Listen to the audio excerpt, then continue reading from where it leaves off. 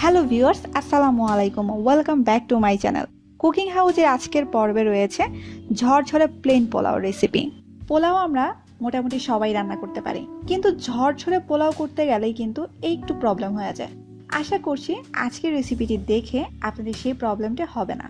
গোবিন্দভোগ, বাসমতি বা কালো জিরে, আপনারা চাইলে যে কোনো চাল দিয়ে কিন্তু ঝরঝরে পোলাও করতে পারেন। 3 কাপ পরিমাণ চিনি গুঁড়ি চাল আমি খুব ভালোভাবে ধুয়ে নিয়েছি। ধুয়ে তারপর কিছুক্ষণ কিন্তু পানিতে ভিজিয়ে রেখেছিলাম, প্রায় 10 মিনিটের মতো।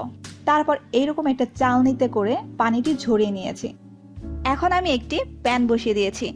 দিয়ে দিলাম মেজারমেন্ট চামচে 3 চামচ তেল। তেলটা যখন হালকা গরম হয়ে আসবে তখন এতে আমি দিয়ে দেব একটি তেজপাতা, 4-5টি এলাচ, দারচিনি 1 টুকরো আর লবঙ্গ 6-7টি।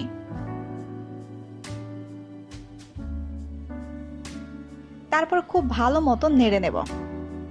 প্রথমে এলাচ, দারচিনি আর লবঙ্গ যদি একটু ভেজে নেওয়া হয় তাহলে কিন্তু খুব সুন্দর একটি স্মেল আসে, তার জন্যই কিন্তু ভেজে নেওয়া। এখন আদা রসুন বাটা দিয়ে দিয়েছি মেজারমেন্ট চামচের 1.5 চামচ। কিছুক্ষণ নেড়ে নেওয়ার পর দিয়ে দিয়েছি স্বাদ মতো লবণ। তারপর আবারও কিছুক্ষণ নাড়তে থাকলাম।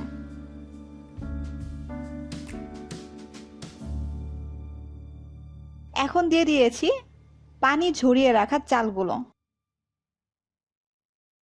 তারপর খুব ভালোভাবে নাড়তে থাকবো।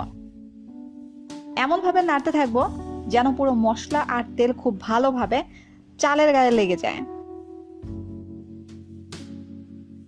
তারপর 3 মিনিটের মতো ঢেকে রেখে দেব। এখন আমি দিয়ে দিয়েছি 4.5 কাপ পানি। পুরো রান্নাতে আমার পানি লাগবে 5.25 কাপ। তারপর খুব ভালো মতো নেড়ে নেব। তারপর খুব ভালোভাবে নেড়ে আমি ঢেকে রেখে দেব। তারপর কিছুক্ষণ আমি ঢেকে রাখার পর যখন দেখতে পাবো পানিগুলো একদম কমে গিয়েছে তখনই কিন্তু ঢাকনাটা খুলেছি। তার আগে কিন্তু আমি ঢাকনা খুলিনি। এখন পোলাওগুলো একটু হালকা হাতে নেড়ে নিচ্ছি। আমি কিন্তু এর মাঝখানে কোনো ঢাকনা খুলিনি। যখন একবারে পানিটি কমে এসেছে তখনই কিন্তু আমি ঢাকনাটা খুলেছি। এ পর্যায়ে এসে আপনারা চাইলে আলু বোখরা, বাদাম বা যে কোনো কিছু ব্যবহার করতে পারেন। আমি দিয়ে দিয়েছি কিশমিশ আর কাঁচামরিচ। তারপর কিছুক্ষণ ভালো মতো নেড়ে আবারও ঢেকে রেখে দেবো কিছুক্ষণের জন্য। 2 চামচ চিনি দিয়ে দিয়েছি। 2 চামচ পোলাও চাল আমি সেদ্ধ করে নিয়েছিলাম, তার মধ্যে দিয়ে দিয়েছিলাম সামান্য পরিমাণ জর্দা রং। আপনারা চাইলে এটি দিতেও পারেন, আবার স্কিপও করতে পারেন, কিন্তু দিলে অনেক ভালো দেখা যায়, অনেক সুন্দর দেখা যায়, তার জন্য কিন্তু আমি দিয়েছি। এখন খুব ভালোভাবে হালকা হাতে নেড়ে নিচ্ছি। তারপর দেখতে পাচ্ছেন পোলাওটি একদম কিন্তু ঝরঝরে হয়ে গিয়েছে, কিন্তু আমার এখানে কিন্তু পানির প্রয়োজন, যেহেতু এখনো চাল চাল হয়ে আছে চালটি। দিয়ে দিয়েছি আরো সামান্য পরিমাণ পানি।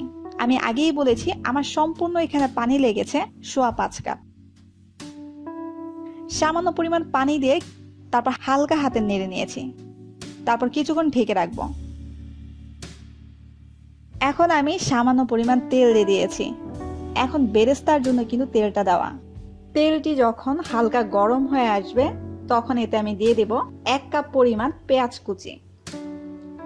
মিডিয়াম আঁচে পেঁয়াজগুলোকে ভেজে নেব।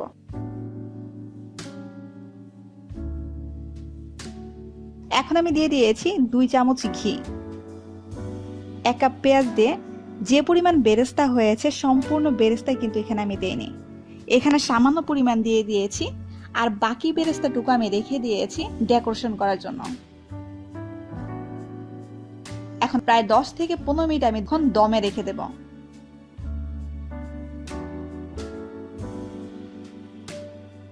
এখন দেখতে পাচ্ছেন ঠিক কতটা ঝরঝরে হয়েছে পোলাওটি, আর দেখতেও কিন্তু মাশাআল্লাহ অনেক সুন্দর লাগছে।